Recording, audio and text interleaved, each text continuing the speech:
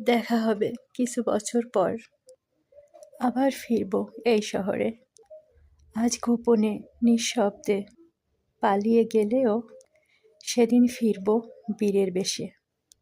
আজ যে স্থান থেকে আমাকে নাটক করে সরিয়ে দেওয়া হলো, সেই স্থানের অতিথি হয়ে আর নয়, ফিরব এই স্থানের প্রকৃত মালিক হয়ে।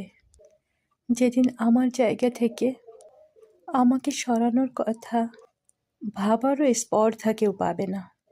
আজ সব কিছুতে আমার লিগ্যাল অধিকার থাকা সত্ত্বেও আমাকে সব কিছু অন্যকে দানপত্র করে দিয়ে আমারই মালিকানা থেকে আমাকে সরে যেতে হচ্ছে, শুধুমাত্র আমার ভালোবাসাকে সুখী করতে, তাকে খুশি রাখতে।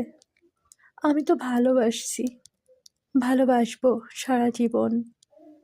আমার কাছে ভালোবাসা মানে ত্যাগ, ভালোবাসা মানে ছেড়ে দেওয়া। এভাবেই হয়তো ভালোবাসা পূর্ণতা পায়। জান, তুমি তো শুধু আমার জান। তোমার জীবনে আসার পরে তুমি বলেছিলে আমার কাছে থেকে তুই কিচ্ছু পাবি না। আমি উত্তরে বলেছিলাম আমার কখনো কিচ্ছু চাই না তোমার কাছে, আমি শুধু তোমাকে চাই। তারপর তুমি বলেছিলে আমি তোকে না চাইলে তুই কখনো থাকতে পারবি না। আমি উত্তরে বলেছিলাম আমি নিজে থেকে কখনো তোমাকে ছেড়ে যাব না। শুধু তুমি যেদিন বলবে তোকে আর আমার দরকার নেই, সেদিন আমি নিঃশব্দে তোমার থেকে অনেক দূরে চলে যাব, অনেক দূরে, যেখান থেকে আমার ছায়াটাকেও তোমাকে সহ্য করতে হবে না। আমি আমার কথা রেখেছি জান। জানো, আমার সব থেকে বড় ভয় ছিল তোমার জীবনে দ্বিতীয় কোনো নারী আসলে, অর্থাৎ আমার রিপ্লেসমেন্ট চলে আসলে আমি হয়তো মরেই যাব। বাট আমি বেঁচে আছি, খুব ভালোভাবে বেঁচে আছি।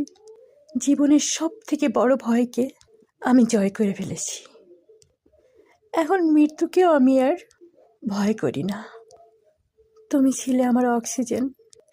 তোমাকে ছাড়া পৃথিবীতে নিঃশ্বাস নিতে পারবো এটা আমার কল্পনাতেও ছিল না। কিন্তু আজ দেখো, প্রাণ ভরে নিঃশ্বাস নিচ্ছি, দিব্যি বেঁচে আছি, শুধু এটা ভেবে যে আমার ভালোবাসা তো ভালো আছে। আমার ভালোবাসার জন্য আমি সব করতে পারি, সব।